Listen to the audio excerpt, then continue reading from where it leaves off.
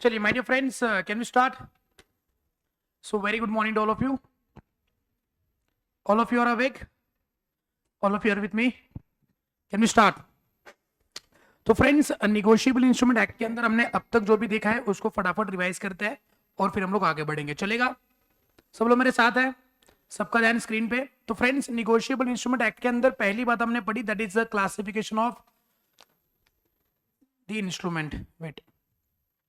तो उसके अंदर हमने देखा कि इंस्ट्रूमेंट जो होता है वो क्या होता है, ऑर्डर होगा या फिर बेरर होगा. बताएंगे what do mean by order instrument? ऐसा इंस्ट्रूमेंट जो किसी पर्सन को पेएबल है या उसके ऑर्डर पे पेएबल है, उसको हम बोलते हैं ऑर्डर इंस्ट्रूमेंट. और बेरर इंस्ट्रूमेंट मतलब ऐसा इंस्ट्रूमेंट जो हम लोग किसी बेरर को पे करते हैं. बेरर इंस्ट्रूमेंट में बताएंगे जिसको पे करना है उसका नाम लिखा जाता है. The answer is no. क्या बताएंगे हम लोग? ऑर्डर इंस्ट्रूमेंट के आगे बेरर लिख करके उसको बेरर बना सकते हैं. यानी कि मैंने लिखा किसी पर्सन का नाम और लिखा पे टू मिस्टर ए और द बेरर. क्या वो इंस्ट्रूमेंट ऑर्डर है कि बेरर है? बताएंगे ऐसे इंस्ट्रूमेंट जिसके अंदर टाइम ऑफ पेमेंट फिक्स्ड है उसको क्या कहते हैं? Time instrument. यानी कि जिसका ड्यू डेट कैलकुलेट करा जा सकता है. और ऐसा इंस्ट्रूमेंट जिसमें टाइम फिक्स नहीं है, जिसके अंदर टाइम कुछ लिखा हुआ नहीं है, उसको क्या बोलते हैं? Demand instrument. बताएंगे ऑर्डर इंस्ट्रूमेंट को निगोशिएट कैसे करते हैं.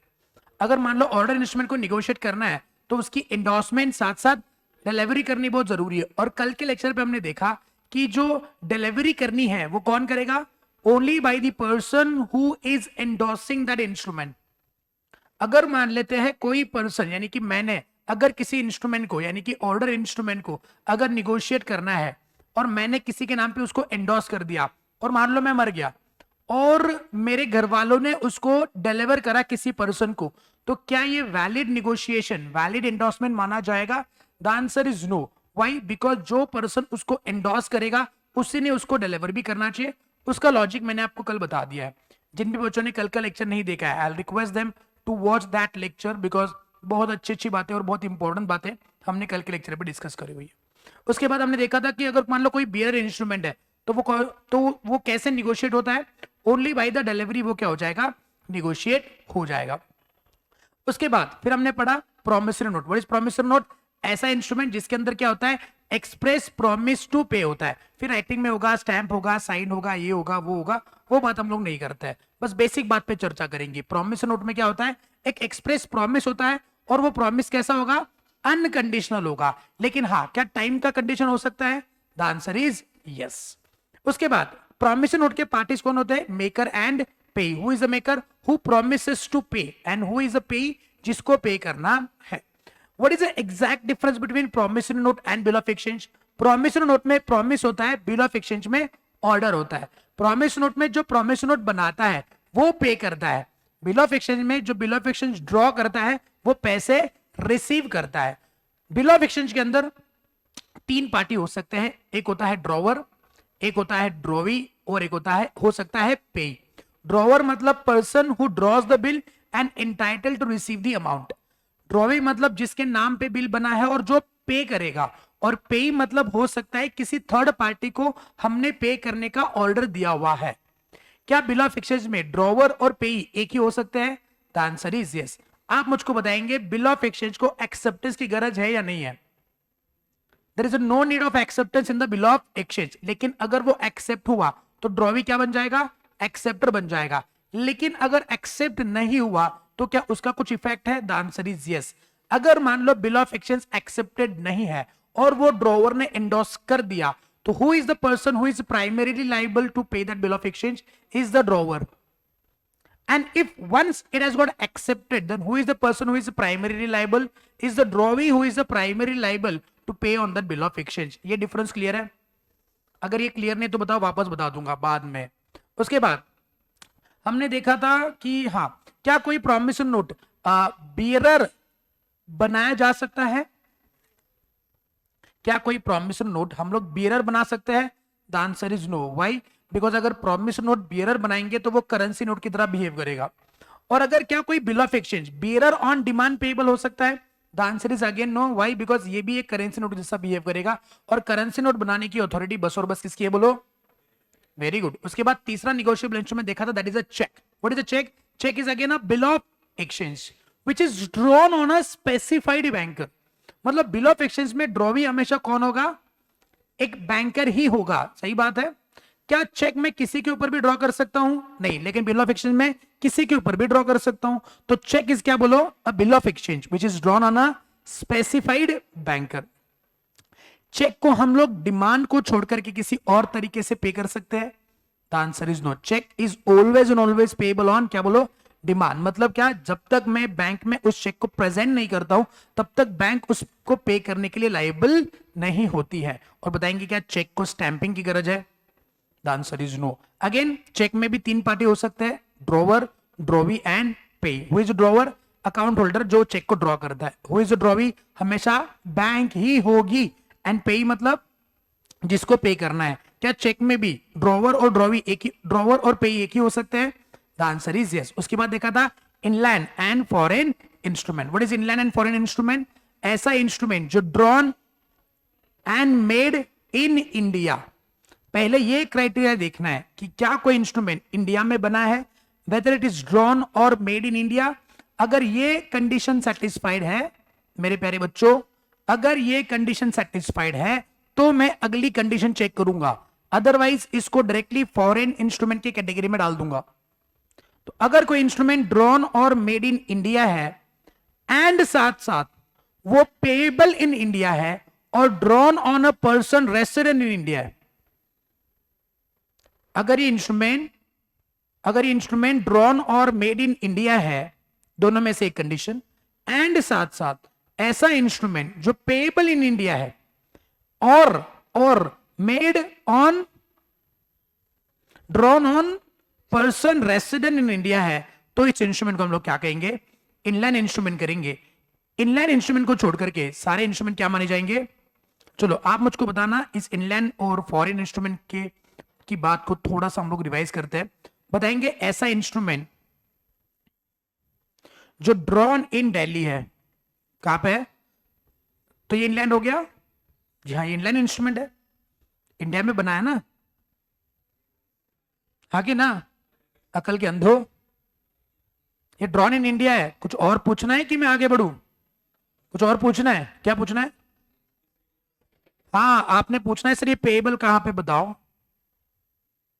या फिर ये किसके ऊपर ड्रॉ करा है वो बताओ। तो मैंने कहा ये पेएबल है इन चाइना और ड्रॉन ऑन नरेंद्र मोदी। तो इनलैंड है कि फॉरेन है? इनलैंड है कि फॉरेन है? क्यों? अरे पेएबल इन चाइना है, पेएबल इन चाइना है। अरे चाइना में पेएबल है, अरे चाइना में पेएबल है, बाहर पेएबल है। दोनों में से एक कंडीशन चाहिए। अरे श्योर नरेंद्र मोदी पे ड्रॉ किया हुआ है तो इसलिए इनलैंड माना जाएगा। चलिए मान लेते हैं एक ऐसा इंस्ट्रूमेंट है जिसको मैंने बनाया है देहरादून। कुछ और पूछना है? बताओ ये पेएबल है इन कहां पे पेएबल करूंगा इसको? युगांडा। ओके, और इसको ड्रॉ किया हुआ है ऑन शी जिनपिंग। फॉरेन है? क्यों? अरे देहरादून में बना है, अरे इंडिया में बना है। लेकिन सर दोनों कंडीशन सेटिस्फाइड नहीं है। बताएंगे ऐसा इंस्ट्रूमेंट जो मैंने बनाया है टोक्यो। अरे पूछो तो सही, आगे भी पूछो। अभी दिए हुए दो एग्जाम्पल्स में आपने पूछा सर आगे भी कुछ पूछिए, आगे भी कुछ बताइए। तो आगे कुछ बता रहा हूं मैं बता रहा हूं, मैं बता रहा हूं, रुको तो सही। अरे बोलने का मौका दो, अरे मैं सर हूं, थोड़ा बोलने का मौका दो। अरे फिर मेरे को बोलने का मौका दो, फिर बाद में थोड़ा रुको। Shut up all of you, रुको। ये पेएबल सुनो तो सही, ये पेएबल इन दिल्ली और बनाया शाह जी के ऊपर, अमित शाह। अरे दिल्ली में पेएबल है अमित शाह? अरे वो अपने जमाई हैं इधर कोल्हापुर के, तो थोड़ा तो इज्जत दो भाई। अरे बोलो उसको इनलैंड बोलो ना। दिल्ली में पेएबल है और शाह जी के ऊपर बनाया हमने। क्यों फॉरेन है? क्यों फॉरेन है? क्योंकि सर इसको बनाया कहां पे? Tokyo, that is Japan. तो एक बार इंडिया के बाहर बना है तो वो क्या हो जाएगा? तो मैंने इसके लिए क्या एग्जांपल दिया था? नहीं बे, हाँ जर्मनी का ही था लेकिन कुछ और तरीका था। हाँ खत्म रे, तुम बाद में कुछ पूछो ही ना उसको। बच्चा कहाँ पैदा हुआ है? जर्मनी में पैदा हुआ। तो उसको इनलैंड बोलेंगे कि फॉरेन बोलेंगे? फॉरेन बोलेंगे। अच्छा बनाने वाले इंडियन है? बनाने वाले इंडियन है तो? अरे इंडियन है। अरे माँ बाप इंडियन और बच्चा फॉरेनर, अजीब बात हो गई ये तो। एक बार वो इंडिया की धरती के बाहर बनेगा तो वो क्या है? अरे श्योर, पक्का। अगर मान लो इंडिया में बना है तो फिर आप क्या पूछोगे? सर पेएबल किधर है और किस पे बना है? अगर वो इंडियन पर्सन के रेसिडेंट पे बना है तो वो इनलैंड माना जाएगा। दोनों में से एक कंडीशन क्लियर है? याद रखना, हो सकता है एग्जामिनेशन में आ जाए, इंटर में ये बहुत बड़ी सवाल पूछा जाता था। बताएंगे यहां तक हमने देखा था कल? अरे श्योर। और कुछ देखा था क्या? ये importance of delivery of in negotiation, इसको मैंने रीड करने के लिए बोला था, रीड कर लिया आपने? हाँ जी। Delivery when the effective, delivery when effective between the parties, ये ज्यादा इंपॉर्टेंट बात नहीं, छोड़ देंगे। चलिए आज हमको पढ़ना है, क्या बोलो? Dishonour of cheque for insufficiency of fund. सब लोग जिंदा? हाँ बेटा, डाउट है? हाँ करो, वही कर लो बेटा। चलिए काम करो, ये जो है ना delivery when effective between the parties, इसको थोड़ा रीड करो। तब तक मैं ये क्या है देख लेता हूं। शुरू तो हो गया है।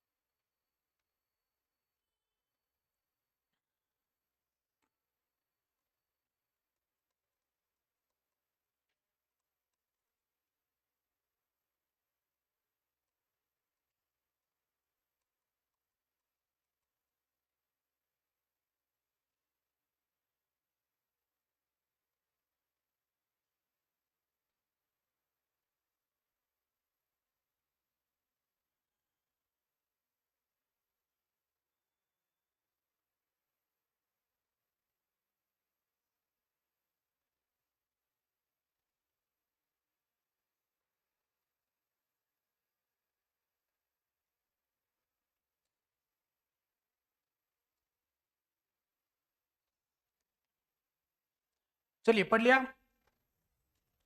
आगे पढ़ सकते हैं?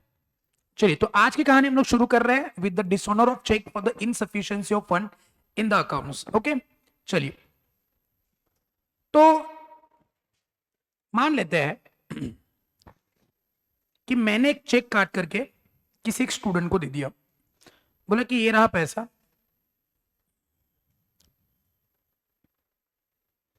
मैंने बोला pay to student sum of rupees so and so whatever, मान लेते 2 लाख रुपए, ये डेट है, साइन किया, ये बैंक का नाम,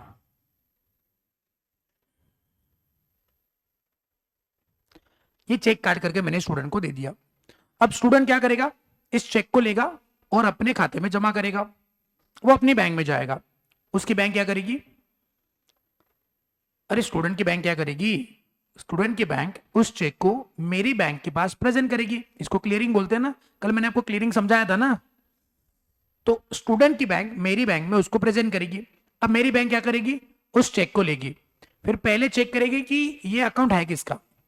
अब मान लो यहाँ पे मेरा नाम है, कई बार अकाउंट नंबर वगैरह भी प्रिंटेड होता है, तो वो अकाउंट नंबर और मेरा नाम वेरीफाई करेगी, देखिए सही में बैंक के पास ऐसे पर्सन का अकाउंट है कि नहीं, तो वेरीफाई करेंगे। फिर चेक करेंगे कि इस पर्सन के अकाउंट में उतना बैलेंस है कि नहीं। तो मैंने 2 लाख बताया, तो बताएंगे एटलीस्ट मेरे अकाउंट में 2 लाख रुपए होने चाहिए, है ना। तो अगर मान लो मेरे अकाउंट में 2 लाख रुपए है तो क्या होगा, तो फिर मेरी बैंक स्टूडेंट के बैंक को वो पैसा दे देगी, स्टूडेंट की बैंक स्टूडेंट के खाते में उस अमाउंट को क्रेडिट कर देगी। So this is how the clearing will take place.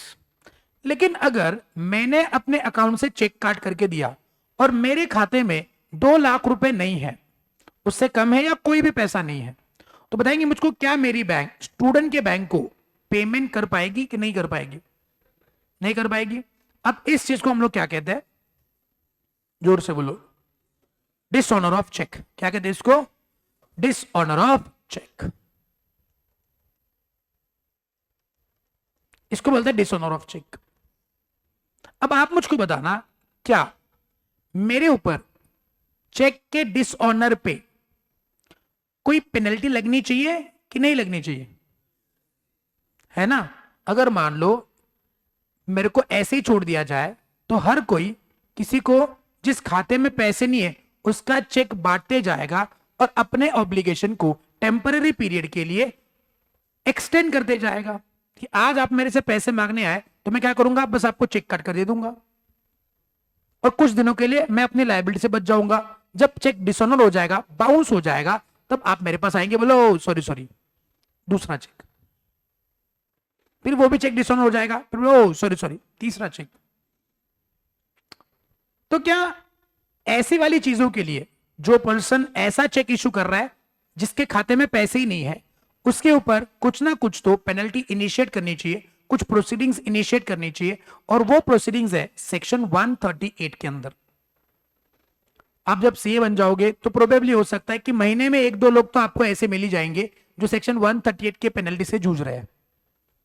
आज भी आप कोर्ट में वगैरह जाओगे तो आपको ये वाले केसेस बहुत सारे मिल जाएंगे। अगर आप बैंक के ऑडिट में वगैरह इन्वॉल्व हो जाओगे सीए बनने के बाद, तो मेजॉरिटीली आप इस सेक्शन को देखोगे ही देखोगे।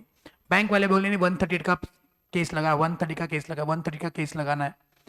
तो हमेशा डिपॉजिट होल्डर के ऊपर ये केसेस जो है वो इनिशिएट होते रहते हैं, तो इसके लिए कोर्ट में वगैरह हाजिरी देनी होती है, कुछ पेनल्टी वगैरह लग जाती है। अब ये पूरा प्रोसीजर क्या है sir, how to initiate the proceedings under section 138? हो सकता है आपके साथ भी ऐसा कुछ हो जाए, तो एग्जाम पॉइंट ऑफ व्यू से तो इंपॉर्टेंट है ही, नॉलेज पॉइंट ऑफ व्यू से भी इंपॉर्टेंट है, साथ साथ आपकी निजी जिंदगी में भी इंपॉर्टेंट है कि हो सकता है आपके साथ ये धोखाधड़ी हो। बस मेक श्योर करना कि आप इसके अंदर ना अटको,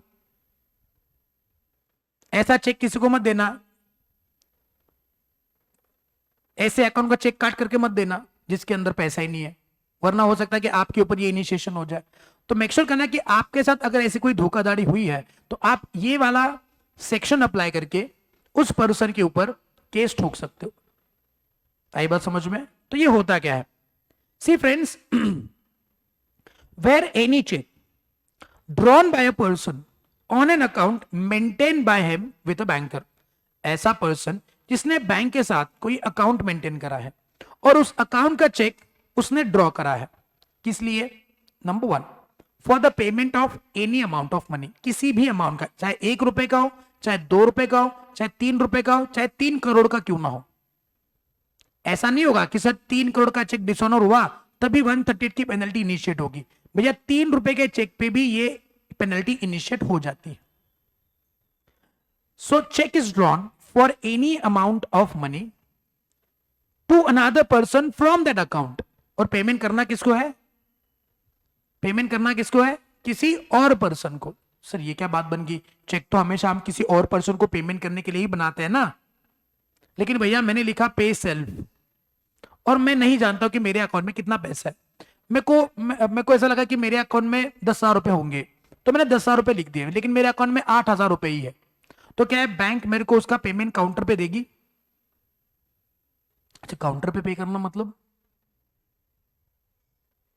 मैं बैंक के काउंटर में जाऊंगा, चेक को दिखाऊंगा और मेरे को पेमेंट मिल जाएगा। बैंक का थोबड़ा कभी देखेला है? बैंक का थोबड़ा कभी देखेला है आपने? बिडलोग देखेला है क्या? पक्का? कौन सी बैंक में है वरदा जी अकाउंट? NKJSB। अच्छा, किधर का ब्रांच है ये?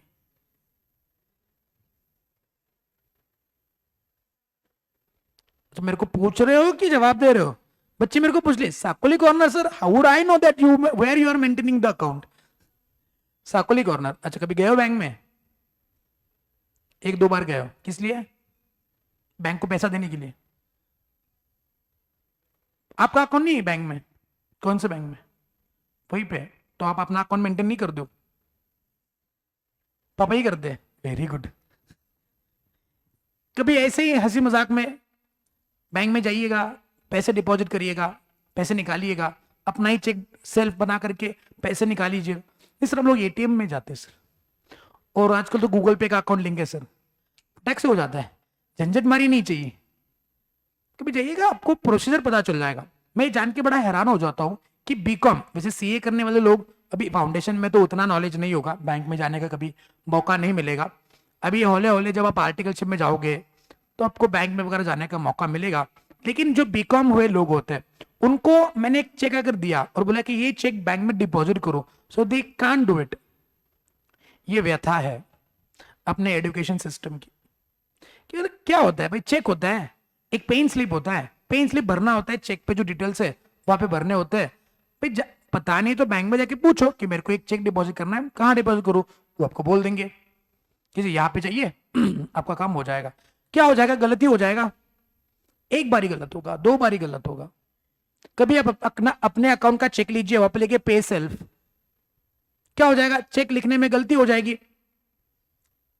कैशियर 4 जन में आपके आबरू निकालेगा, सॉरी बोलने का सीखना तो ऐसे ही होगा ना। बोलेगा क्या लिखा है, चल। एक बार ऐसे ही हुआ, मैं सीए बना था उस टाइम पे। अब पहले पहले सीए बने तो ऑफिस में कोई स्टाफ वगैरह होता है नहीं, हम ही सब, चपरासी भी हम ही होते हैं, हम ही मालिक होते हैं, सब हम ही होते हैं। तो क्लाइंट ने मेरे को पैसे दिए थे, फीस के पैसे दिए थे, तो मैं ऐसे ही उठा के ले गया पैसे बैंक में और जमा के सब भर दिया। हुआ यूं था कि नोट जो होते हैं बैंक में पैसे सब जमा करते हैं, ये रिचुअल है, not a return rule, but कुछ अनरिटन रूल्स होते हैं। जब नोट हम लोग लगाते हैं तो एक जगह एक साइड से लगाएंगे, जैसे गांधी जी एक साइड पे होने चाहिए। अब जब क्लाइंट ने मुझको पैसे दिए थे तो गांधी जी इधर उधर थे, मतलब एक ही नोट पे नहीं नलायक हो, अलग अलग नोट पे बोलेंगे सर ऐसा कुछ नहीं है। तो गांधी जी इधर उधर थे रे, मतलब कई बार गांधी जी इधर थे उधर थे, तो कैशियर को वो मशीन पे लगाना होगा या गिनेगा तो थोड़ा उसको दिक्कत होगा। तो इट इज रिचुअल कि क्या करना होता है, गांधी जी को एक साइड पे रखना होता है प्रॉपरली। 100 के नोट अलग, 500 के, तो 100 500 के तो अलग अलग थे, लेकिन गांधी जी इधर उधर थे। तो मैं सीए बना था तो मैंने दे दिया ऐसे, पेन स्लिप भी दे दिया कैशियर को डायरेक्टली। तो कैशियर ऐसे देख रहे हैं मुझको, कसला ले, खेकसणं हा त्यांचा अधिकार आहे बँकेतल्या लोकांचा, ते खेकसला माझ्यावर, कसला आणलंय तुमने बोला सॉरी। मेरे को पता ही नहीं चला कि उसने मुझको डांटा क्यों है वैसे वैसे। फिर भी बोला कि अभी बैंक में काम करते तो उसको कोई दिक्कत हुई रहेगी, तो उसने मुझको डांटा, तो मैंने सॉरी, मतलब पूरा गड़बड़ है तो आ गया। तो फिर मैंने बाद में देखा कि वो उसने डांटा क्यों, तो what he did, he just sorted the notes properly. मैंने बोला हाँ अच्छा ये है। तो ऐसा नहीं कि सीए बनने के बाद आपको सब कुछ आ जाता है, तो मेरे को सब पता था, बैंक ऑडिट भी मैंने कितने सालों से करा हुआ है, लेकिन मैं घाई गड़बड़ में या फिर कहीं वो दिमाग से चला गया कि नोट लगाने होते हैं, उसके बाद एवरी टाइम वो नोट प्रॉपर लगा के देता हूं। तो ऐसे बहुत सारी बातें आप बाद में भी सीखते हो, ऐसा नहीं है। तो जाइए भाई, क्या हो जाएगा, फांसी भी तो नहीं चलाएंगे, गलती हो जाएगा, वैसे अपने पास क्या ही इज्जत है कि जो निकल जाएगी है कि नहीं? इतना ही इज्जत प्यारी है तो मास्क लगा के जाना, है कि नहीं? वो जो लड़कियां जो नहीं बांधती है, वो क्या बोलते हैं उसको, हाँ वो बांध के मत जाना, बैंक में आतंकवादी समझ करके गिरफ्तार करवा देंगे आपको। बोलिए ये कौन आतंकवादी है, मास्क लगाना। किसने पूछा थोबड़ा दिखा तो ऐसे मास्क नीचे करने का, वापस लगाने का। किसने डांटा भी तो तुमको देखेगा, तुम क्या समझेगा वो कौन है, ये मास्क लगाया ना हमने, तो इज्जत बचाओ अपनी।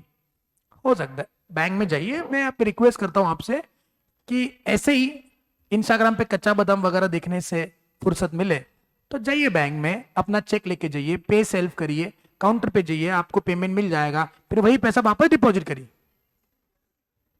हाँ कुछ भी हो सकता है, अगले दिन, उस दिन नहीं, कैशियर जूते से मारेगा कैशियर। नहीं, मैं क्यों बता रहा हूं, ये प्रैक्टिकल एक्सपोजर किताब में नहीं मिलता है, ये बैंक में जाके ही मिलेगा। समझे कि नहीं समझे? कभी पासबुक भर के आइएगा, बैंक में कतार में खड़ा रहिएगा, इस उतना टाइम नहीं होता है ना। लाइफ कितनी फास्ट हो चुकी है, ये तब सोचना चाहिए जब बेड पे ऐसे पड़े हो ना, तब सोचना चाहिए लाइफ कितनी फास्ट हो चुकी है। जेव्हा तुम्ही बेडवर सांडता त्यावेळी विचार करायचा की लाइफ कितनी फास्ट हो चुकी है और हम क्या ही पड़े इधर, ये तब सोचना चाहिए। कुछ नहीं, टाइम बहुत होता है अपने पास, जाना है बस, क्या आधा घंटा हो जाएगा। समझे? ये नॉलेज होता है, ये गेन करना होता है अपना, ये हाँ ये प्रॉपर होना चाहिए। मिल जाएगा तुमको नॉलेज इधर उधर, बट आप यहाँ वहां पड़ा हुआ है, आपको बस उसको कलेक्ट करना है। ठीक है, चलिए मैं बात क्या कर रहा था। हाँ, अगर मान लो आप अपना ही अकाउंट का चेक सेल्फ करके काउंटर पे लेके गए, डायरेक्टली काउंटर पे जाना है, कैशियर के काउंटर में जाना है, उसको चेक दिखाना है, वो क्या करेगा, वो चेक देखेगा, आपका आइडेंटिटी वेरीफाई करवाएगा आपसे, आधार कार्ड या पैन कार्ड मांगेगा, आप उसको देना है, वो आइडेंटिफाई करेगा और आपको पेमेंट दे देगा। अगर मान लो आपने 10,000 का चेक काट करके उसको दिया कि मेरे को कैश पे करो, और आपके अकाउंट में 8,000 रुपए ही है, बताएंगे 138 का पेनल्टी आपके अगेंस्ट इनिशिएट होगा? The answer is no. अरे तुमने सेल्फ पे किया हुआ ना, तुम्हारे अकाउंट में पैसे ना होने की वजह से किसको नुकसान हुआ? तुमको ही हुआ ना। तो क्या तुम खुद पे केस फाइल करोगे? नहीं सर, हम निगोशिएबल इंस्ट्रूमेंट एक्ट पढ़े, अभी केस ठुकेगा, फिर पढ़ने का क्या ही मतलब है? नहीं भैया, पेमेंट किसी और को होना चाहिए, बात समझे, टू अनदर पर्सन। तो एक तो आपने किसी भी अमाउंट के चेक को डिसऑनर करा है, और अगर वो चेक किसी और को पे करा हुआ है, देन अब ये पैसा आपने क्यों दिया है? For discharge in whole or in part of any debt or other liability, किसी डेट या लाइबिलिटी को पे करने के लिए आपने वो पैसा दिया हुआ है। जैसे मान लो आपने किसी से कुछ पैसे उधार लिए हैं, या किसी से कोई माल उधार पे लिया हुआ है, और आज उसका पेमेंट आप कर रहे हो, या लोन का रीपेमेंट कर रहे हो, whatever it is, debt हो या लाइबिलिटी हो, उसको पे करने के लिए आपने ये चेक काट करके दिया है, और वो डिसऑनर हुआ, तो 138 अट्रैक्ट करेगा। सर इसको छोड़ करके हम किसी पर्पस के लिए कोई चेक देते हैं क्या? एनीवन? इसको छोड़ करके हम किसी पर्पस के लिए चेक देते हैं?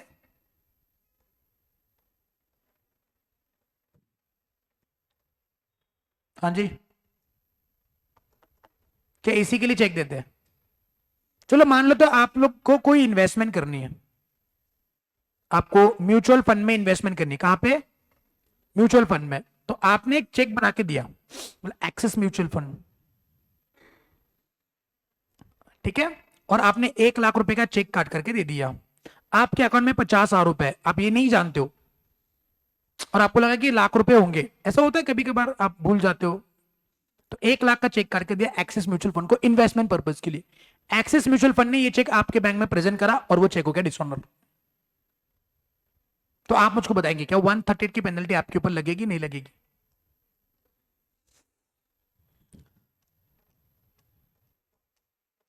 वन 38 की पेनल्टी आपके ऊपर लगेगी नहीं लगेगी?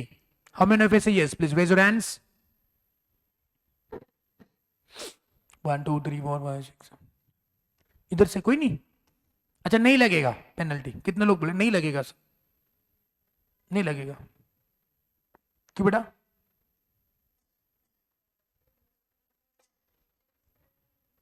हाँ तो आपकी लायबिलिटी नहीं है,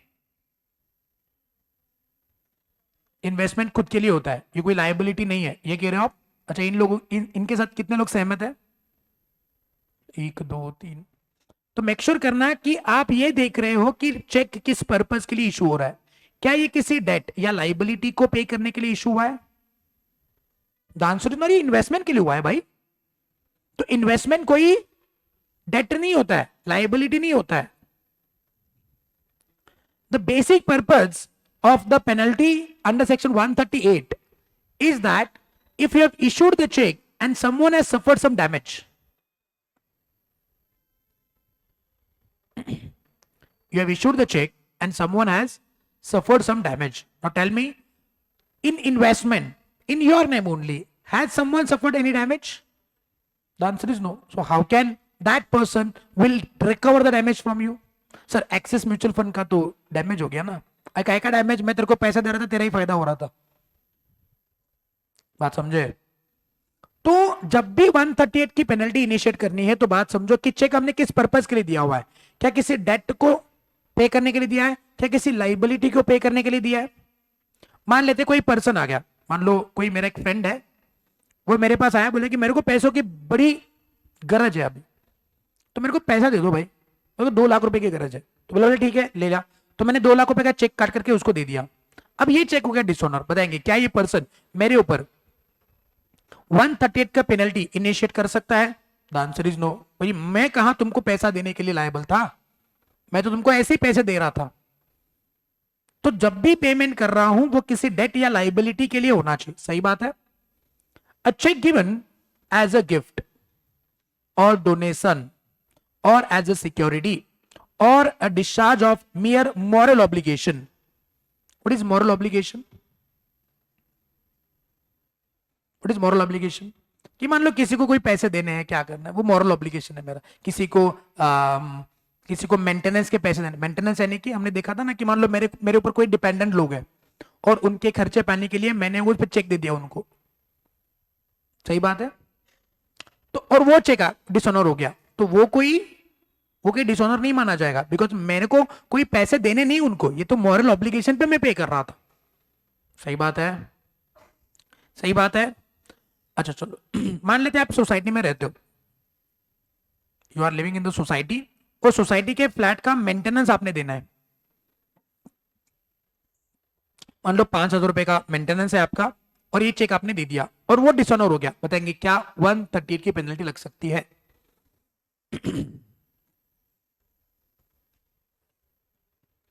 क्या 138 की पेनल्टी लग सकती है? लग सकती है पक्का? अरे ये क्या आपका लाइबिलिटी है क्या? मॉरल ऑब्लिगेशन सब दे रहे तो आपको भी देना होगा। लाइबल है क्यों? लेकिन ये मॉरल ऑब्लिगेशन ना, सब पे करे तो आप भी पे कर रहे हो।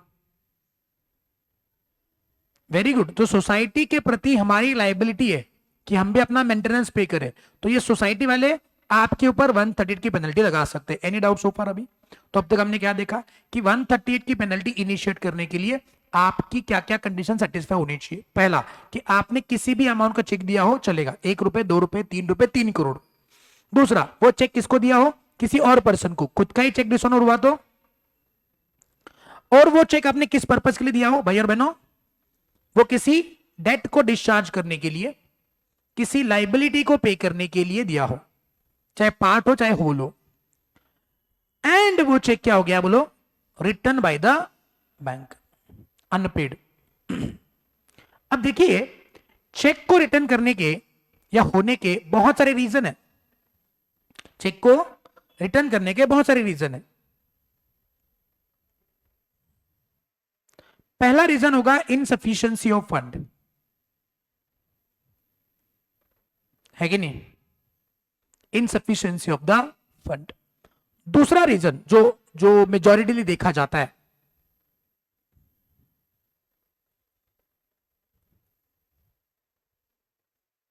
सिग्नेचर मिसमैच,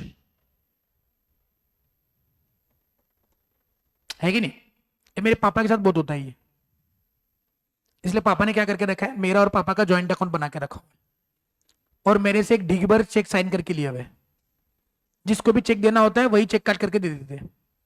तो जब भी वो साइन करते हैं उनका साइन मिसमैच ही होता है। उनका क्या, अंगूठे का ऑपरेशन हो चुका है, तो उनको लगी थी एक एक्सीडेंट में, उनको लगी थी, तो क्या होता है वो पेन पे ग्रिप प्रॉपरली वो ले नहीं सकते, और उस वजह से क्या होता है उनका सिग्नेचर हमेशा कोई अलग ही अलग हो जाता है। कभी नुक्ता लगाना भूल जाते हैं, कभी वो उनका सिग्नेचर वो ये लाइन नहीं होता, लाइन करते ऐसे, ये लगाना भूल जाते हैं, तो उनका चेक हमेशा डिसऑनर होता है। तो 4-5 बारी होने के बाद व्हाट ही डिड, एक जॉइंट अकाउंट बना दिया और मेरा सिग्नेचर लेके रखा हुआ है। तो ये सिग्नेचर मिसमैच में भी आपका चेक क्या हो सकता है, रिटर्न आ सकता है। तो you tell me, signature mismatch पे अगर कोई चेक डिसऑनर हो रहा है या रिटर्न आ रहा है तो क्या 138 की पेनल्टी लगनी चाहिए कि नहीं लगनी चाहिए?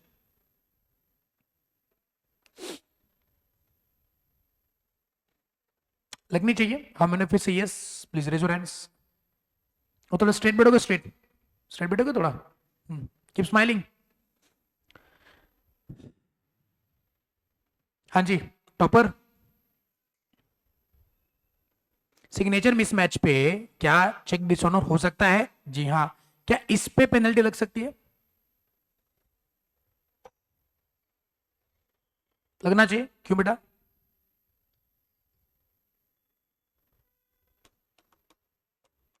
तो सिग्नेचर मिसमैच पे कभी 138 की पेनल्टी नहीं लगती। 138 की पेनल्टी बस एक ही रीजन से लगेगी, वो है इनसफिशिएंसी ऑफ फंड। बात समझे? आपका चेक बैंक ने वापस भेजा है ओनली बाय द रीजन कि आपके खाते में पैसे नहीं है। खाते में पैसे नहीं है इसको छोड़ करके कोई भी दुनिया का रीजन हो, उस रीजन से आपका चेक डिसऑनर माना नहीं जाएगा और आप पे पेनल्टी नहीं लगेगी। भाई सिग्नेचर मिसमैच तो एवे ही भी हो सकता है, तो मेरे पापा तो जिंदगी भर जेल में ही होनी चाहिए फिर? भाई कुछ भी रीजन हो सकता है ना। वैसे हो सकता है कि आपका अकाउंट भी फ्रीज हो। अकाउंट फ्रीज हो, ये क्या बात बन गई? जैसे मान लो जीएसटी डिपार्टमेंट ने, इनकम टैक्स डिपार्टमेंट ने आपका अकाउंट फ्रीज कर दिया हो। कभी सुना है ऐसा कि मान लो किसी रीजन की वजह से आपने, मान लो आपके बिजनेस का जीएसटी नहीं भरा हो या कोई नोटिस आपके ऊपर आई हो और आपने जीएसटी ना भरा हो, तो जीएसटी वाले क्या करते हैं, आपका जो अकाउंट उनके पास लिंक्ड है उस अकाउंट को फ्रीज कर लेते हैं। फ्रीज मतलब उस अकाउंट में कोई व्यवहार नहीं होंगे, खाते में पैसे है लेकिन अकाउंट फ्रीज हो चुका है क्योंकि आपने जीएसटी पे नहीं करा हुआ है। तो आपने अगर उस खाते का चेक दे दिया तो वो तो वैसे ही पे नहीं होने वाला है। तो क्या 138 की पेनल्टी लग जाए? The answer is no. Insufficiency of fund को छोड़ करके किसी और रीजन से अगर आपका चेक रिटर्न हुआ है तो उसके लिए 130 की पेनल्टी नहीं लगेगी, ये बात दिमाग में रखना।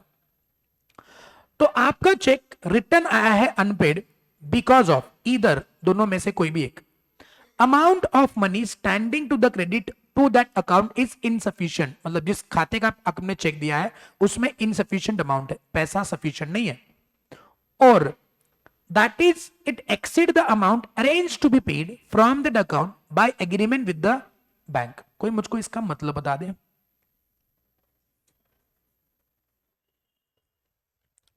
पहले तो मैं समझ गया कि मेरे खाते में 10,000 रुपए है और मैंने 15,000 का चेक दे दिया, तो वैसे ही डिसऑनर होने वाला है। अच्छा ऐसे हो सकता है क्या कि मेरे खाते में 10,000 तो है, 15,000 का चेक दिया तो 10,000 का पेमेंट ही कर दो, 5,000 का देख लूंगा?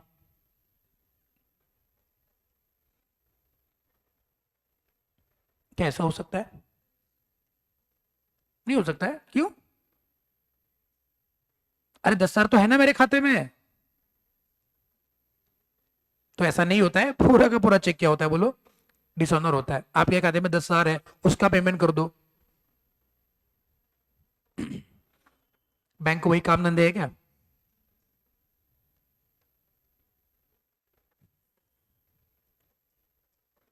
मोइन सो गया क्या? जिंदा है ना?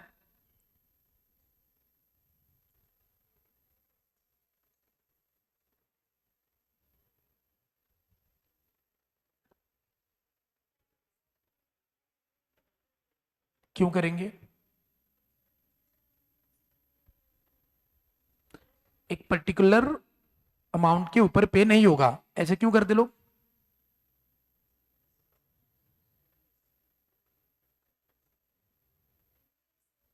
लिमिट एक्सीड करते हैं। Okay, very good.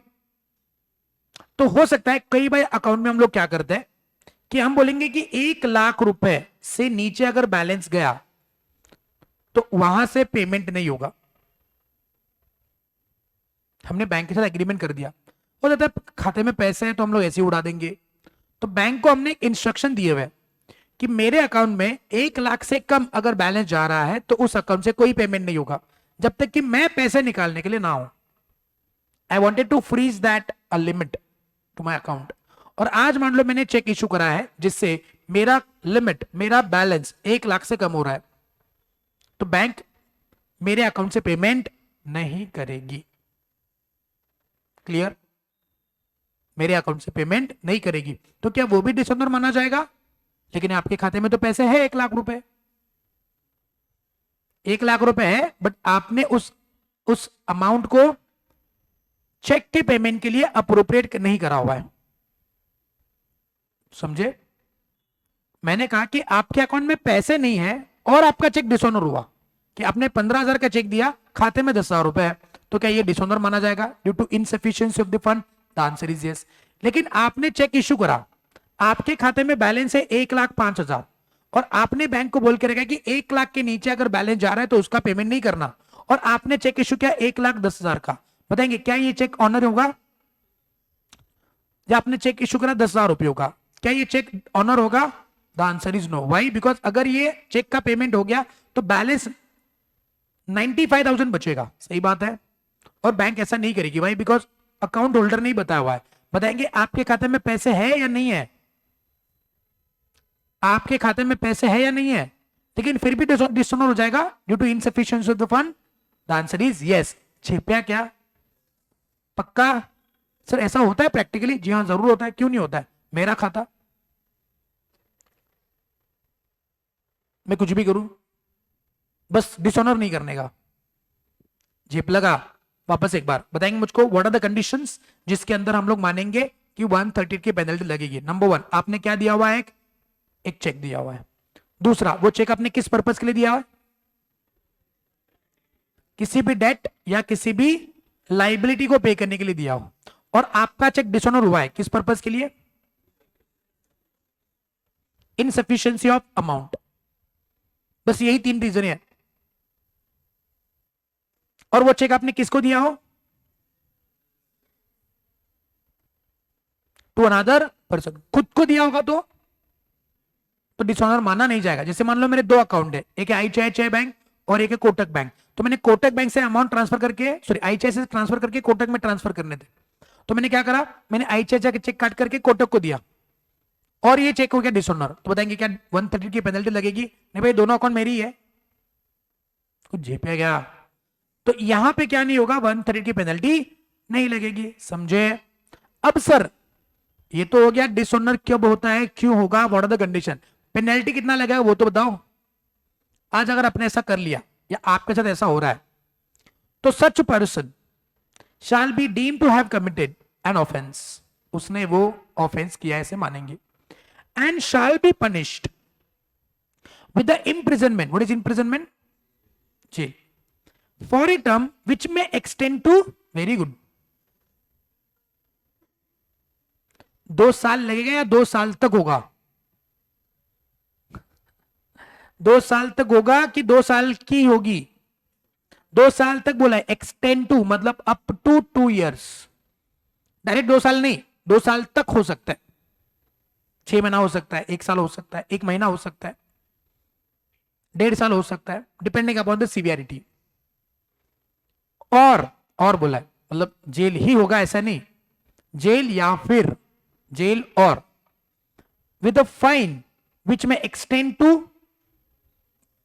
To twice the amount of check.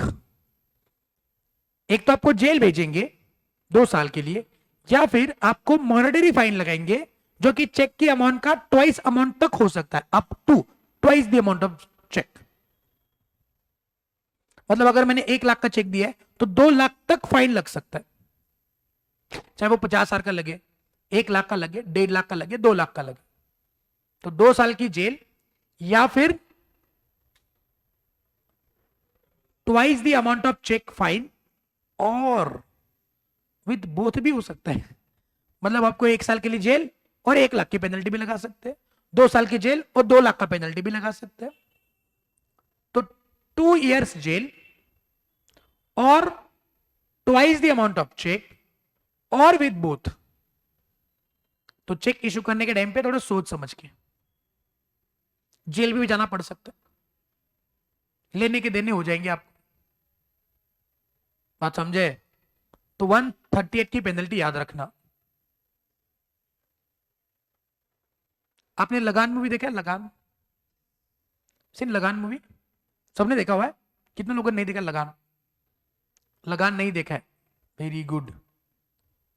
लगान नहीं देखा है? लगान मूवी क्या है वो तो पता है? शाहरुख खान है उसमें। क्या सर, शाहरुख खान ही तो है। कौन है? अच्छा आमिर है, वो जो खान में कंफ्यूजन हो गया। अच्छा आमिर है, आमिर, आमिर खान। मूवी का प्लॉट बहुत अच्छा है, मतलब सीन बहुत अच्छा। उसमें एक कैप्टन रसल होता है, कैप्टन रसल जो उनके टीम के कप्तान होते हैं, उनका हिंदी बहुत जबरदस्त होता है। वो हिंदी भी सीखते हैं ना, वो अंग्रेजी हिंदी बोलते हैं। तो जब भुवन भुवन वो उनका गेम खेलने देखने जाता है, कुछ तो अर्जी लेके जाना होता है राजा जी के पास, तो राजा जी गेम खेलने में देखने में थोड़े से बिजी होते हैं।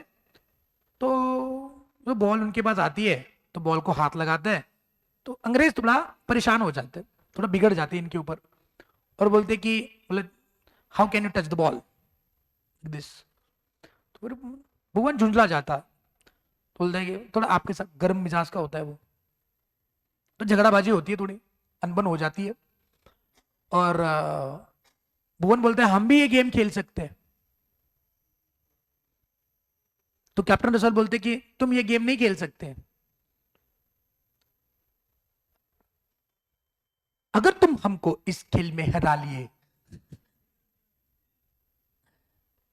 तो तुम्हारा नहीं पूरे प्रांत का लगान माफ कर देंगे, ऐसे बोलते हैं कैप्टन रसल। और अगर तुम हार गए तो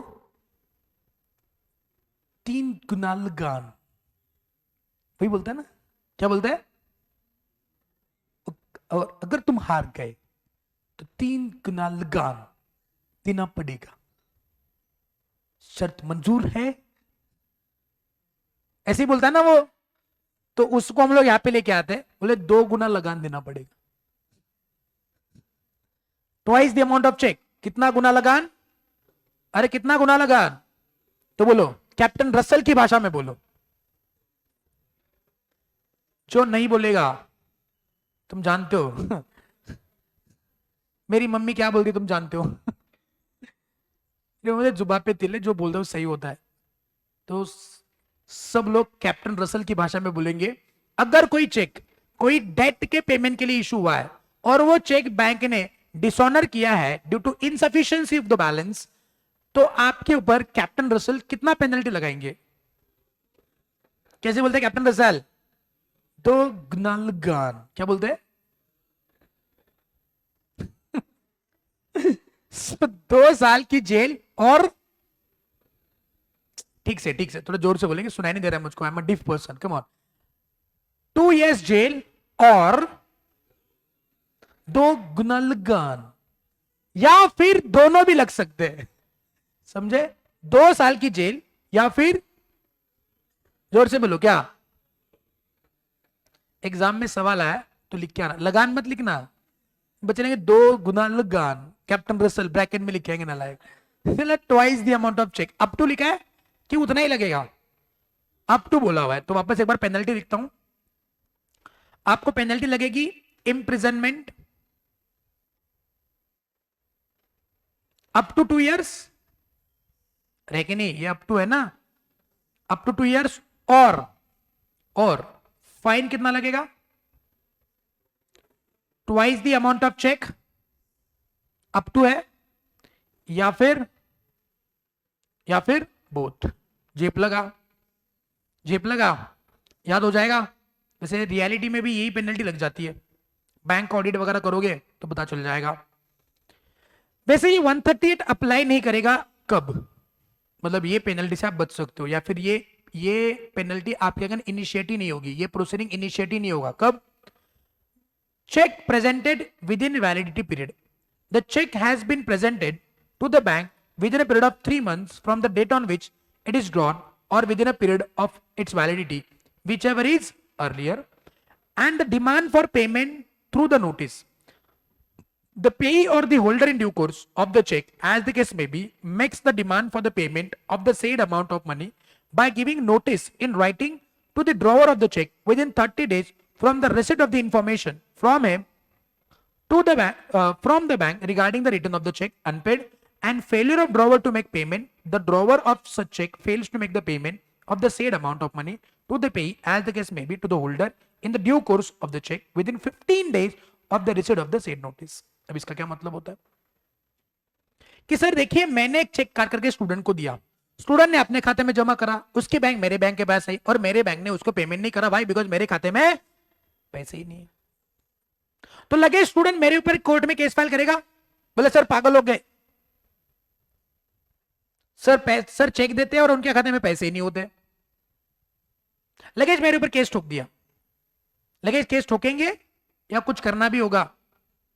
अरे भैया हो सकता है कि मैंने जानबूझ के ये ना करा हो, गलती से मिस्टेक हो गई, अब ये उम्र नहीं है मेरी, लेकिन फिर भी गलती से मिस्टेक हो गई, मैंने ये समझ करके चेक दिया कि मेरे खाते में पैसे थे लेकिन गलती हो गई, तो आपने लगेज मेरे ऊपर केस फाइल नहीं कर रहा है, आप मेरे को नोटिस भेजोगे कि सर ऐसा ऐसा चेक आपने मुझको दिया था और वो चेक डिसऑनर हो गया है, प्लीज जरा देख लो क्या सीन है। अब ये नोटिस आपने मुझको कब भेजना है? अब देखिए क्या होगा, मेरी बैंक क्या करेगी, आपकी बैंक को वो चेक वापस करेगी, बोले ये चेक का पेमेंट नहीं हो सकता, आप देखो लो क्या करना है। तो स्टूडेंट के पास वो चेक आ जाएगा, मतलब मेरी बैंक आपकी बैंक को चेक देगी, आपकी बैंक आपको चेक वापस करेगी, इंटीमेट करेगी कि ये चेक का पेमेंट हम लोग नहीं कर सकते, हमारे खाते में उसके खाते में पैसे नहीं है। फिर आपको जब पता चलेगा कि ऐसा ऐसा चेक वापस आया हुआ है due to insufficiency of the fund, उसके बाद 30 दिन के अंदर आपने मुझको नोटिस भेजना है। क्या करना है? कितने दिन के अंदर? 30 दिन के अंदर आपने नोटिस भेजना है। If you fails to give me notice within 30 days, then you lost the chance to make initiation against me. 30 दिन कहां से? जिस दिन बैंक आपको इंटीमेट करेगी कि ये चेक का पेमेंट नहीं हो सकता है। जेब लगा, कितने दिन के अंदर? 30 दिन के अंदर आपने मुझको नोटिस भेजना है, और नोटिस में मेरे को समय देना है 15 दिन का। कितना दिन का? 15 दिन का मेरे को समय मिलेगा to make the payment of the same. तो मैं आपको उसका पेमेंट कैश में करूं या किसी और चेक से करूं या किसी और तरीके से करूं। अगर मैंने उन 15 दिनों में आपका पेमेंट कर दिया तो क्या फिर भी आप मेरे ऊपर डिसऑनर का केस लगाओगे? The answer is no, because मैंने आपका पेमेंट कर दिया, चाहे चेक से करना हो चाहे किसी और से करना हो। वैसे पेमेंट चेक का नहीं था, पेमेंट किसी डेट का था जो मैं चेक के द्वारा दे रहा था। अब मैं आपको चेक के द्वारा दे रहा हूं या किसी और तरीके से दे रहा हूं, आपको तो अपना डेट मिलने से मतलब है, समझे? तो तरीका क्या होगा, मेरा चेक डिसऑनर हुआ तो लगेज आप मेरे ऊपर केस फाइल नहीं करेंगे, आप मेरे को नोटिस भेजेंगे। नोटिस भेजने का समय क्या है? 30 दिन। कहां से 30 दिन? From the date when the bank intimated you. So bank का जब इंटीमेशन आएगा, बैंक इंटीमेशन, उसके अगले 30 दिन के अंदर क्या करना है? नोटिस किसको? टू द ड्रॉवर, मेरे को नोटिस भेजेगा क्या कि डिसऑनर हो चुका है, पेमेंट कर दो। और पेमेंट करने के लिए कितना समय है? पेमेंट करने के लिए 15 दिन है। अगर मैंने 15 दिन में पेमेंट नहीं करा, इफ फेल्स टू पे, देन सेक्शन 138 का पेनल्टी लगाने का केस मेरे ऊपर हो जाएगा। आई बात समझ में? तो ये 30 दिन और 15 दिन याद रखना। अगर बिना ये नोटिस का मेरे ऊपर केस बना दिया तो वो केस सही नहीं है, 138 अप्लाई नहीं करेगा। जेपला का, अरे पक्का 30 दिन और 15 दिन याद हो जाएगा। एग्जाम्पल देखिए, x issued a post dated cheque. Post dated मतलब कि मतलब मैंने अगले कुछ डेट डाल करके आपको चेक दिया। To Y on account of discharge of its liability. Further X instructed to the bank to stop the payment due to unavailability of the adequate amount in the account. Very good. देखो scene क्या हुआ है, x ने एक check काट करके दिया और अपनी बैंक को बोला कि ये चेक आया तो पेमेंट करने का नहीं। क्या मैं ऐसे बैंक को बोल सकता हूं? Can I ask my bank to stop the payment of particular cheque? The answer is मेरा अकाउंट है, मेरा चेक है, मैं कुछ भी कर सकता हूं। तो बैंक जब भी वाई ने प्रेजेंट किया हुआ चेक उसके पास आएगा, उसका पेमेंट करेगी नहीं करेगी? सब मेरे साथ है, जिंदा है? मैंने क्या कहा? मैंने कहा कि एक्स ने एक चेक दिया वाई को, और मीन टाइम बैंक को कहा कि इस पर्टिकुलर नंबर के चेक का पेमेंट करने का नहीं, stop the payment of the cheque. हो सकता है ना? तो जब वाई वो चेक लेके आएगा बैंक के पास, तो क्या बैंक उसका पेमेंट करेगी नहीं करेगी? तो you tell me whether X is liable under section 138 और not? The answer is yes. It will be treated as dishonor of check due to insufficiency of balance. जेपलर, तो स्टॉप पेमेंट भी क्या माना जाएगा? डिसऑनर माना जाएगा ड्यू टू इनसफिशिएंसी, और 138 की पेनल्टी लग जाएगी। और मैं तो ऐसे ही कर लूं, फिर मेरे खाते में पैसे है लेकिन फिर भी मैं चेक देता हूं और बैंक को बोलता हूं चुपके से करो, मत पेमेंट मत करना इसका। तो आपको तो डैमेज हुआ कि नहीं हुआ? तो डैमेज हुआ तो 138 आएगा। आई बात समझ में? Here, in the instant, section 138 of the act is attracted as and when the check is dishonored on the account of stop payment instruction sent by the drawer to his banker in respect of post-dated check, irrespective of insufficiency of the fund. मतलब चाहे account में पैसे हो कि नहीं हो सकता है अकाउंट में पैसे हो और फिर भी बैंक ने क्या कर दिया? चेक का पेमेंट रोक दिया because of the instructions of the account holder. तो क्या हो जाएगा? 138 का पेनल्टी लग जाएगा। A post-dated check is deemed to have been drawn on a date it bears. जो डेट उसमें लिखा है उस डेट का वो चेक माना जाएगा। And the 3 months period from for the purpose of section 138 to be counted from that date. जैसे मैंने आज एक चेक बनाया, और उस चेक के ऊपर डेट लिखा, आज का तारीख है 27 ना, 29 ओह, सो 29 ऑफ मैंने लिखा मार्च 2024। तो आप मुझको बताएंगे इस चेक की वैलिडिटी 3 महीने की होती है। वैसे चेक की वैलिडिटी 3 महीने की होती है, 3 महीने के बाद चेक का पेमेंट नहीं होगा। बताएंगे इस चेक की वैलिडिटी मैं 29 ऑफ फेब से लिखूं कि 29 ऑफ मार्च से लिखूं? 29 ऑफ फेब पे मैंने चेक बनाया है, डेट लिखा 29 ऑफ मार्च। तो इस चेक की 3 महीने की वैलिडिटी मैं इस दिन से गिनूंगा कि इस दिन से गिनूंगा? इस दिन से गिनना है। Deemed to have been made on that date only. अच्छा, इसका पेमेंट मैं 15 मार्च को मांग सकता हूं क्या?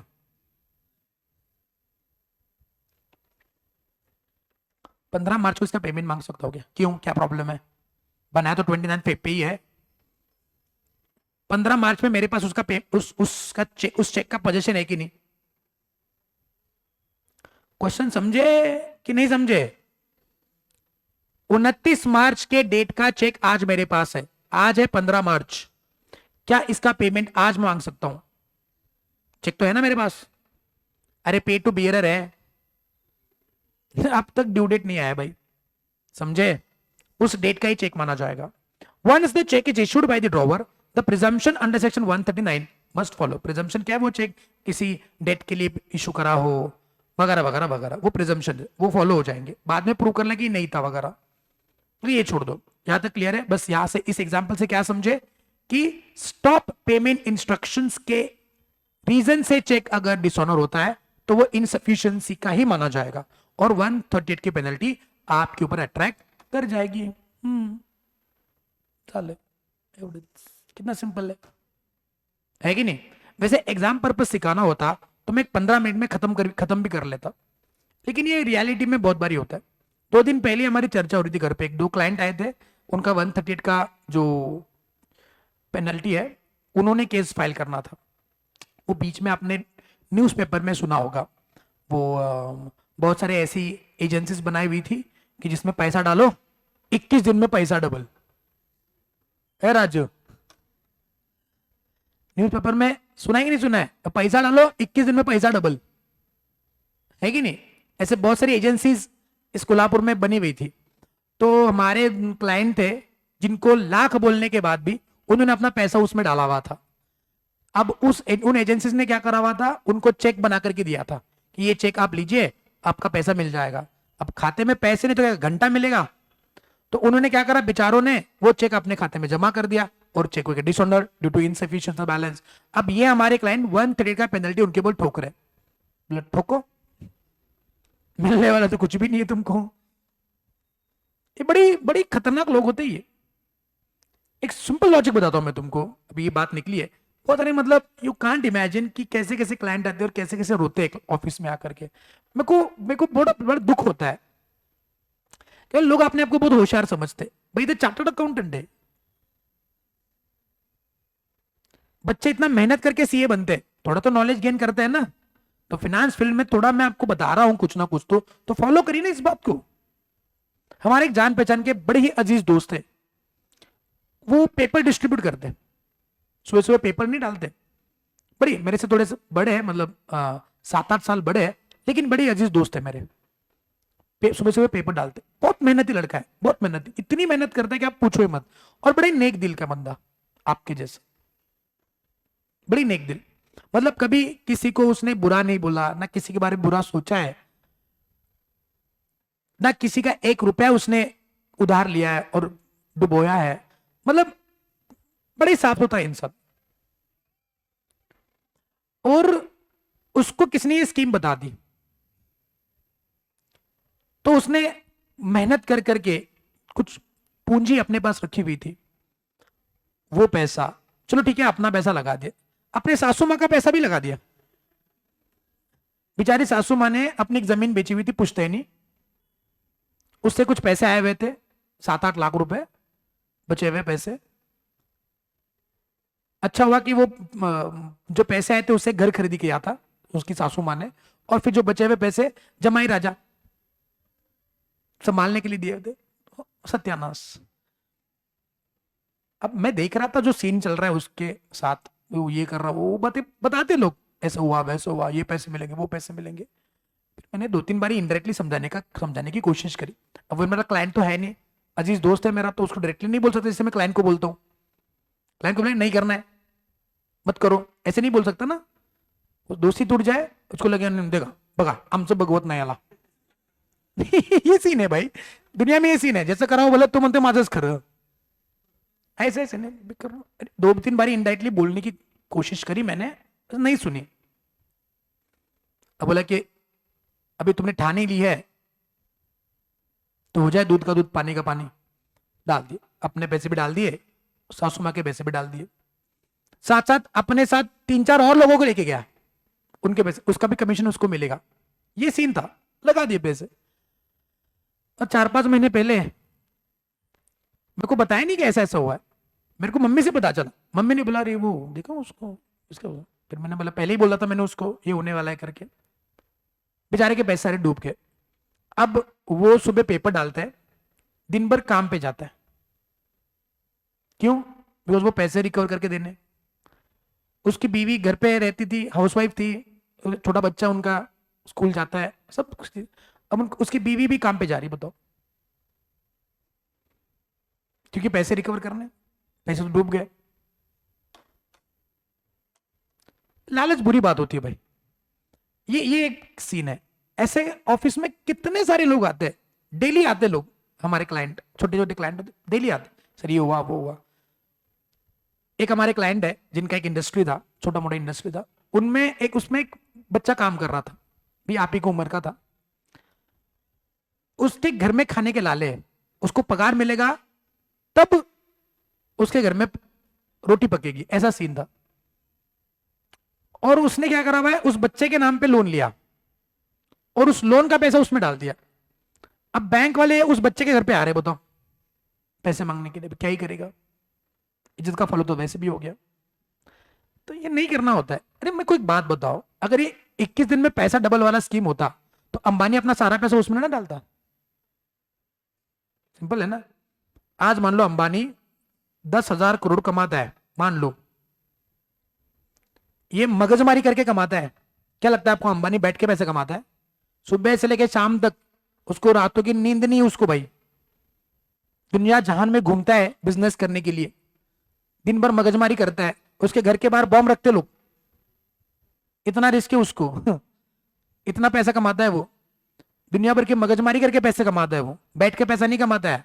अब वो सर अंबानी है ना सर, 100 रुपए का नोट नीचे गिरा ना तो उठाता नहीं है सर। बोले क्यों? वो जो नोट नीचे उठाएगा ना तब तक 2,000 कमा लिया उसने। हाँ तो ठीक है, लेकिन वो मेहनत भी तो उतनी कर रहा है। ऐसे बैठ के पैसे नहीं मिलते उसको। सुबह 3 बजे उसका दिन शुरू होता है, हम 3 बजे सोते हैं नालायक चैटिंग करके। ये फर्क है हम में और अंबानी में, समझे नहीं समझे? कितने हंस गए लोग जो हंस रहे हैं ना।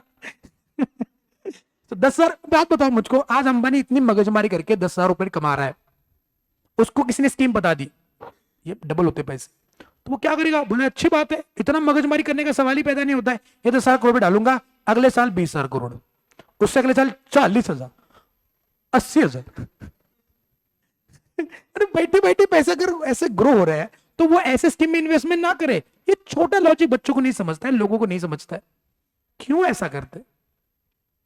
सो छोड़ो, बहुत सारे टीचर्स इसमें इन्वॉल्व है, बताओ टीचर्स, तर पोरांना काय शिकवले शाळेत त्यांनाच माहित। हमारे एक रिलेटिव है अगेन, जो टीचर है, जो रिटायर हो चुके हैं, रिटायरमेंट का सारा पैसा डाल दिया। जो गवर्नमेंट सर्वेंट होते हैं, जो नौकरी करते हैं, अगर उनके मम्मी पापा आपके हैं तो वो जानते हैं कि उनके लिए रिटायरमेंट का पैसा कितना इंपॉर्टेंट होता है, कितना महत्व रखता है उनकी लाइफ में। बिकॉज वो रिटायरमेंट के पैसों पे उन्हें बड़े सारे सपने संजोए होते हैं कि रिटायरमेंट के पैसों से ये करूंगा, वो करूंगा, घूमने जाऊंगा, घर बनाऊंगा, बच्ची को पैसा दूंगा, बच्चे को पैसा दूंगा, गाड़ी खरीदी करूंगा, ये करूंगा, यही होता है उनका सपना। अब सारे पैसे डूब गए। टीचर जो बच्चों को सिखाते हैं उसको ही अक्ल नहीं है। तो बच्चों को क्या सिखाया तुमने? A for apple, B for ball, बस हो गया। यही सिखाना था बच्चों को, कुछ ज्ञान की बातें नहीं सिखानी है। अगर ज्ञान होता तो सिखाता ना। वैसे एक रूल है पता है आपको? जिसको कुछ नहीं आता वो टीचर बनते हैं। Don't look at me.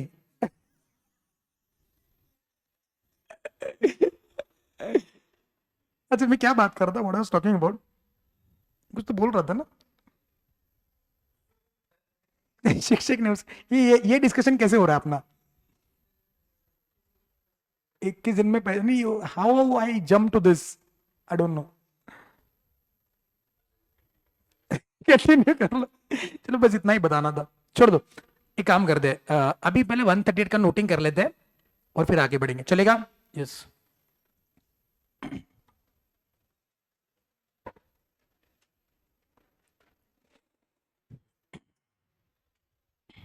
Heading देना, डिसऑनर ऑफ चेक, सेक्शन 138।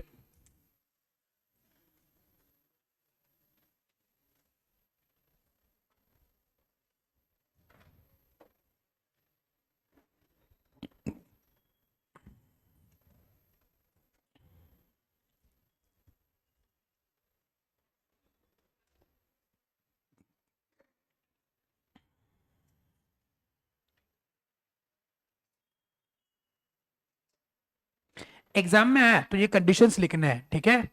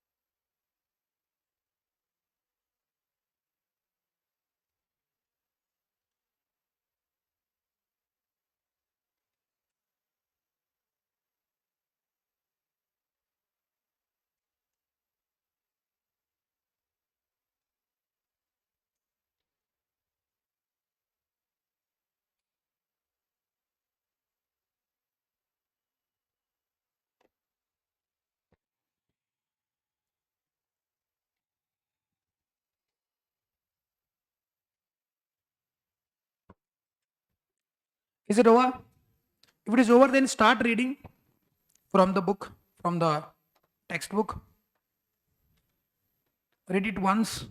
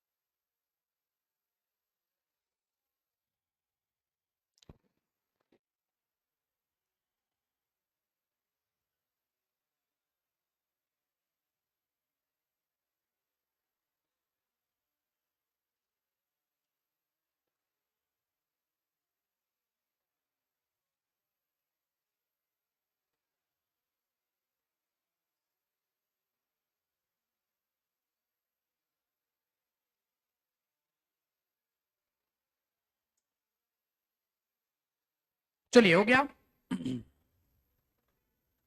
कुछ क्वेश्चंस को डिस्कस करते हैं जो आपके आईसीआई के प्रैक्टिस क्वेश्चन में दिए हुए हैं। So number one, a negotiable instrument is an instrument which is freely transferable from one person to another person by MCQ में ABCD, simple delivery, endorsement and delivery, endorsement and registered post. It is endorsement and delivery. Very good. An instrument which is vague and cannot be clearly identified either as a bill of exchange or a promise note is called as a it is an ambiguous instrument. इसको मैंने अब तक नहीं पढ़ा है, बस समझो कि ऐसा इंस्ट्रूमेंट जो हम लोग आइडेंटिफाई नहीं कर सकते कि ये बिल ऑफ एक्सचेंज है कि प्रॉमिस नोट है, उसको एम्बिगुअस बोलते हैं। कल के लेक्चर का डिस्कशन अपना यही से शुरू होगा। As per negotiable instrument, negotiable instrument means promise note, bill of exchange, cheque, all of the above. भाई सब लोग जवाब देंगे। How many parties in the bill of exchange?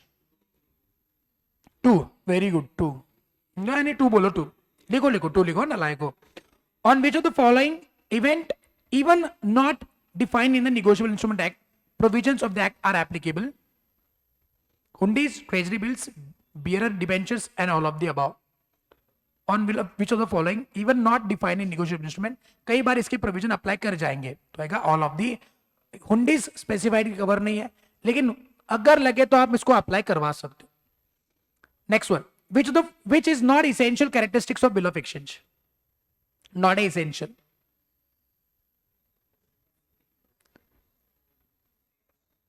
Essential नहीं है। Must be in writing, होना ही चाहिए। Must contain an express promise to pay. Option number B. Because bill of exchange क्या होता है? Order to pay. यहां पे लिखा है promise to pay. Which is not an inline instrument. अब आप समझ करके बताना मुझको। Not an inline instrument.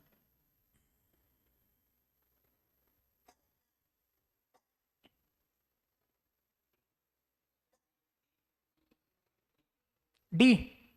देखो पहले चीज को चेक कर दे। Promissory note made in India, तो ठीक है। पेबल इंडिया, ठीक है। Plus drawn upon person resident in India, तो ये इनलैंड हो गया।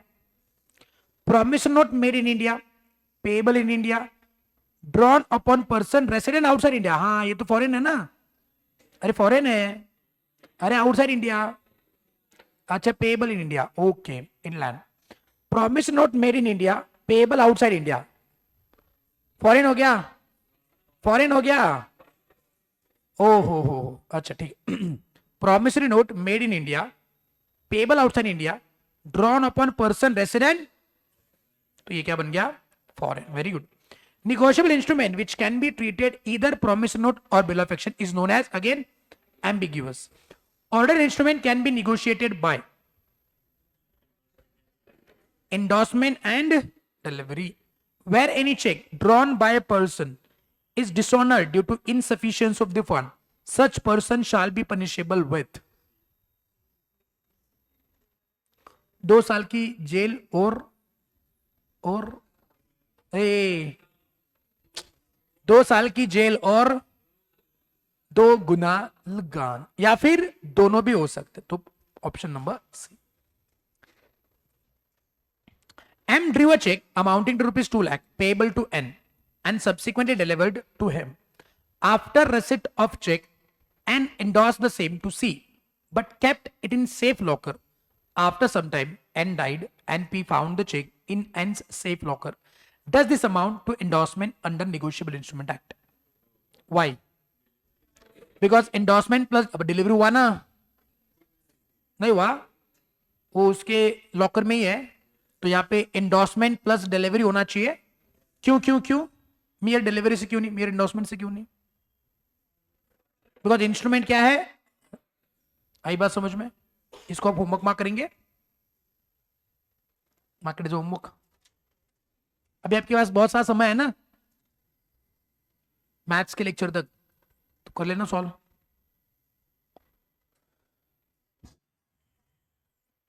यस अभी ये बहुत मजेदार क्वेश्चन है, मजेदार क्वेश्चन, देखते कौन जवाब दे पाता है। M owes money to N, therefore he makes a promissory note for the amount in favor of N. For safety of transmission he cuts the note in half and posts the half to n. He then changes his mind and calls upon n to return the half of the note which he had sent and requires m to send the other half of the promised note. Decide how the rights of the parties are to be adjusted. Scene क्या हुआ समझे वर्दा जी? ऐसे देख कुछ समझे नहीं समझा बेटा? सीन क्या है? m ने n को पैसे देने, तो उसने क्या बनाया? एक प्रॉमिस नोट बनाया किसके नाम पे? I promise to pay you sum of rupees so and so. अब n बोला कि यार यार ये कहीं गुम भी हो सकता है, तो उसने क्या कर दिया? उसको बीच में से काट दिया, फाड़ दिया उसको, और आधा पार्ट n को दिया और आधा पार्ट m के पास ही है। अब बाद में उसने अपना मन बदल लिया, m ने अपना मन बदल लिया और n से वो जो दूसरा पार्ट है वो वापस मांग लिया। बोले कि ये मेरे को वापस कर, मैं ये प्रॉमिस नोट नहीं बनाना चाहता था, गलती से बना दिया, ये मुझको वापस कर, I am not liable on the promissory note. अब n बोल रहा है नालायक तू ही मुझको आधा पार्ट भेज। m बोल रहा है तेरे पास जो आधा पार्ट है मुझको दे दे। n बोल रहा है तेरे पास जो आधा पार्ट है मुझको दे दे। अब बताओ किसके पास क्या अधिकार है? बहुत पेचीदा मामला हो गया ये तो।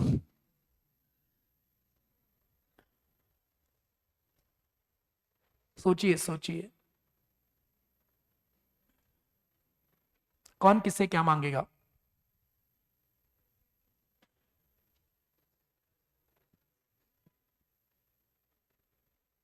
शोएब,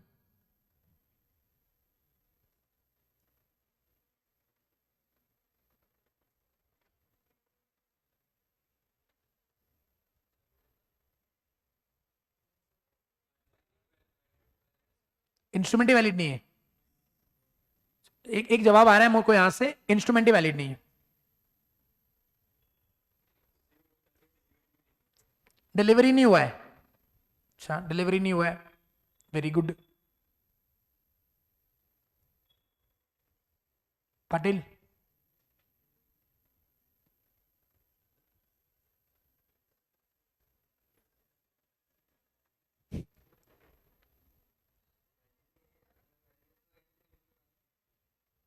वैलिड ही नहीं है, और अगर होगा दो दो आंसर है तेरे। एग्जाम लिखेगा और नीचे ये लिखेगा। हाँ जी, m n से मांग सकता है, क्यों?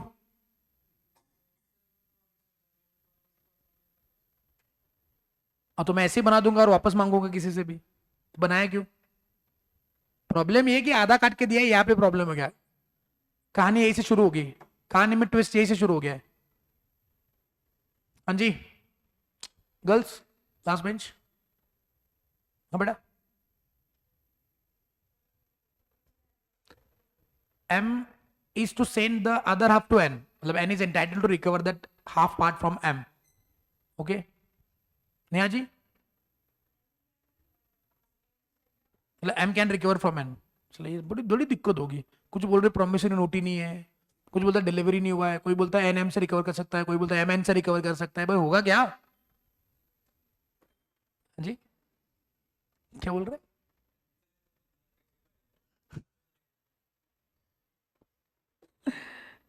सोचिए जरा इसके बारे में, क्या सीन है? टॉपर, टॉपर कुछ को बोलना चाहती है?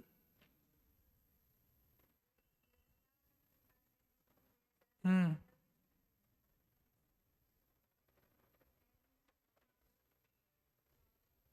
m can claim from n, that is your answer. m can claim from n, n can claim from m, n m से मांग सकता है बिकॉज उसको डिलीवरी हो चुका है। आधे नोट का डिलीवरी हुआ है ना, पूरे नोट का किधर डिलीवरी हुआ उसका? ओके पाटिल झगड़ रही है अभी। हाँ पाटिल झगड़ो, क्या हुआ एन के साथ, क्या हुआ?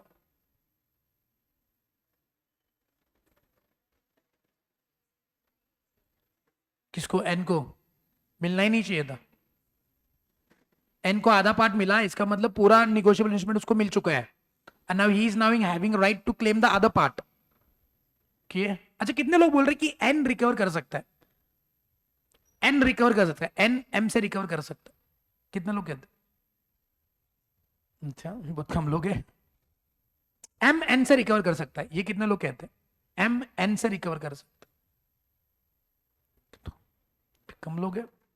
और कितने लोग बोले सर हमको कुछ नहीं समझ रहा है सर?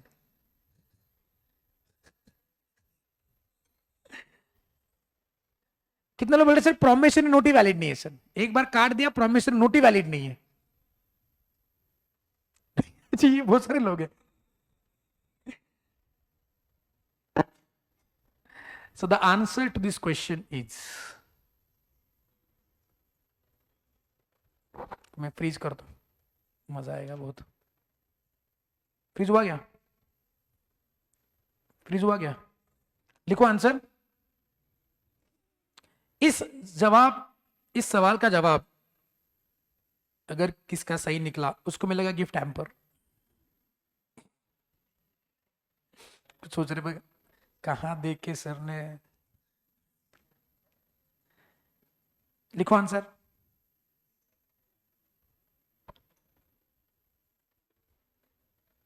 दिख रहा है क्या तुमको इधर उधर?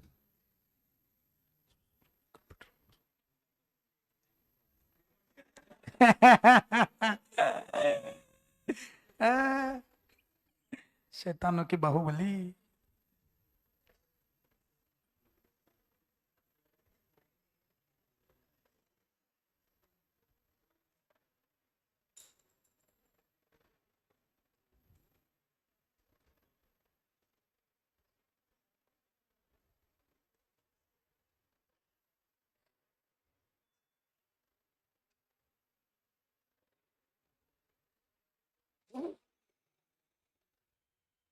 दिख रहा है नहीं ना?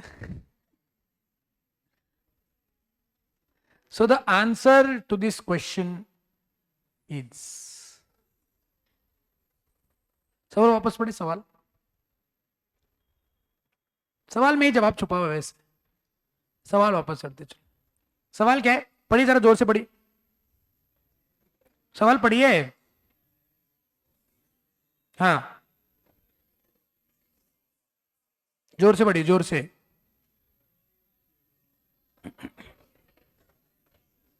ओके। हम्म हम्म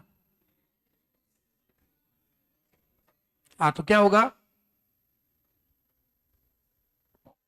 कि एम के राइट्स क्या है और एन के राइट्स क्या? एक बात बताना मुझको कि आज हम लोग कोई इंस्ट्रूमेंट अगर डिलीवर कर रहे हैं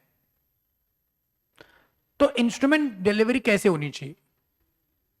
पूरी डिलीवरी होनी चाहिए कि आधी डिलीवरी होनी चाहिए? डिलीवरी होनी चाहिए। अरे श्योर। वो सेल ऑफ गुड्स के प्रोविजन यहाँ पे अप्लाई मत करना, half delivery is considered as a full delivery. अच्छा, सेल ऑफ गुड्स एक्ट नाम का एक कायदा आपके सिलेबस में वो जानते हो ना? उसके अंदर एक पार्ट है, जानते हो ना सब लोग? Good, very good. तो यहां पे पूरे इंस्ट्रूमेंट का डिलीवरी हुआ है कि आधे इंस्ट्रूमेंट का डिलीवरी हुआ है? अरे श्योर। तो अगर आधे इंस्ट्रूमेंट का डिलीवरी हुआ है तो क्या ये delivery of the instrument complete हुई कि नहीं हुई? अरे श्योर। तो अगर इंस्ट्रूमेंट की डिलीवरी ही कंप्लीट नहीं हुई है तो क्या निगोशिएशन पूरा हुआ? तो निगोशिएशन पूरा नहीं हुआ है तो कौन किससे क्लेम करेगा बताओ? जोर से बोलो। कौन किससे रिकवर करेगा? एम एन से उस इंस्ट्रूमेंट की रिकवरी कर सकता है, बिकॉज ये इंस्ट्रूमेंट की डिलीवरी पूरी नहीं हुई है। सी इंटरव्यू भी ये सवाल पूछा जाता है, बहुत सारे बच्चे इस सवाल का जवाब ठीक से नहीं दे पाते हैं। तो समझना, यहाँ पे इंस्ट्रूमेंट की डिलीवरी पूरी नहीं हुई है, इसलिए ये निगोशिएशन नहीं माना जाएगा। और निगोशिएशन ही नहीं हुआ है तो किसी पर्सन का कोई राइट नहीं बनता है टू क्लेम द अमाउंट। तो M can recover the other half from Bholenath drew a check in favor of Surender. After having issued a check, Bholenath requested Surender not to present the check for the payment and gave a stop payment request to the bank in respect of the check issued to Surender. Decide under the provision of negotiable instrument whether the said act of the Bholenath constitute an offense. हाँ कि ना? क्यों? क्योंकि उसने क्या करा हुआ है? स्टॉप पेमेंट का रिक्वेस्ट दिया है बैंक को, और stop payment is considered as a dishonour due to insufficiency of the fund. Mark it as homework. Rama executes a promissory note in the following form.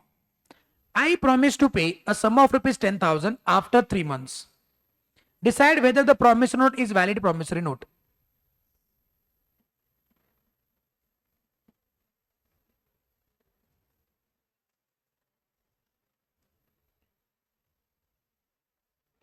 क्या ये प्रॉमिस नोट सही है? The answer is no. Why? Because किसको पे करना कहां लिखा है? आई प्रॉमिस टू पे सम ऑफ रुपीज आफ्टर 3 मंथ. किसको? पेयर को, किसी स्पेसिफाइड पर्सन को.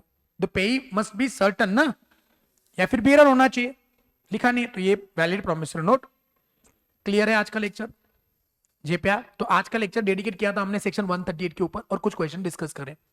ठीक है, तो प्रोबेबली कल का दिन आपके निगोशिएबल इंस्ट्रूमेंट का आखिरी दिन हो सकता है. बची हुई कुछ ज्यादा बातें नहीं है. तो कल का lecture is the last lecture for the negotiable instrument. और फिर परसों से हम लोग इंडियन रेगुलेटरी फ्रेमवर्क इस चैप्टर को शुरू करेंगे. उसको एक आध या 2 लेक्चर लग सकते हैं तो फिर हो जाएगा. कॉन्ट्रैक्ट एक्ट जो हमने जो ओल्ड सिलेबस के बच्चे जो नए टॉपिक समझ रहे हैं, कॉन्ट्रैक्ट एक्ट के सारे लेक्चर्स ऑलरेडी रिकॉर्डेड है. तो वो लेक्चर्स आप लीजिएगा. और जैसे इंडियन, या फिर आपको भी दिन में समय है तो दिन में देखिएगा, या वो टॉपिक है इंडियन फाइनेंस रेगुलेटरी फ्रेमवर्क, उसके बाद देखिएगा, आपके ऊपर है. उसके अंदर ओ मेरे भाई और बहनों, इधर आपके लिए बोल रहा हूं मैं, अगर उन टॉपिक्स के अंदर कोई दिक्कत होगी तो मेक श्योर करना कि वो डाउट्स मेरे पास लेके आ रहे हो. बिकॉज वो लेक्चर्स हमने फेस टू फेस नहीं लिए हैं आपके लिए. ठीक है, नए टॉपिक्स ऐड हुए हैं तो वैसे ही इंस्टीट्यूट के लिए इंपॉर्टेंट हो जाते हैं. तो अगर उनमें कोई डाउट आपको आया तो मेक श्योर करना कि वो डाउट आप मेरे पास लेके आ रहे हो. समझे? पक्का? चल रुक जाते हैं आज के लेक्चर के लिए. मिल जाते हैं कल. Bye bye. Have a nice day.